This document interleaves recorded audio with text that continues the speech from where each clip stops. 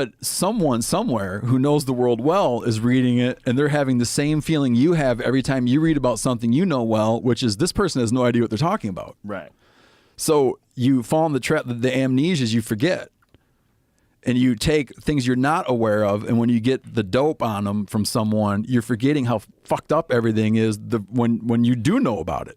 Well, the hope is that with AI in these large language models is that AI will be able to distribute information objectively without that. And that is the case in a lot of situations where they haven't been corrected yet. Like AI is subject to human influence, obviously. Like I'm sure you're aware of the Google Gemini situation. Yeah. The Google Gemini situation is the best one because they said, create images of Nazis. And they had multicultural Nazis, right? Yeah.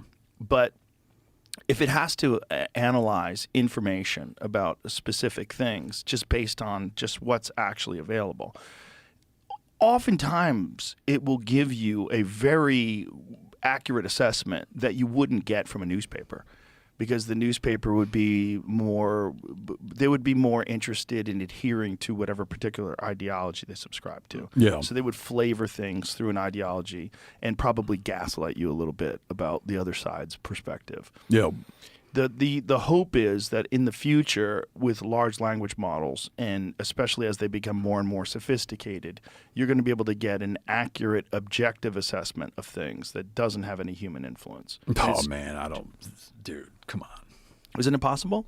Oh. It's possible with some the things. hope, or it's possible, but no, I don't have, sure, possible. I don't picture that being the case. Well, there are some large language models that aren't fucked with. Especially open source ones. The problem is they're essentially drawing from the entire internet, right? So you would have to assess where these large language models are getting their information from. Sure. And making sure that they're – so this is the thing, you could kind of game that system by rigging these large language models to accentuate information that comes from more biased sources.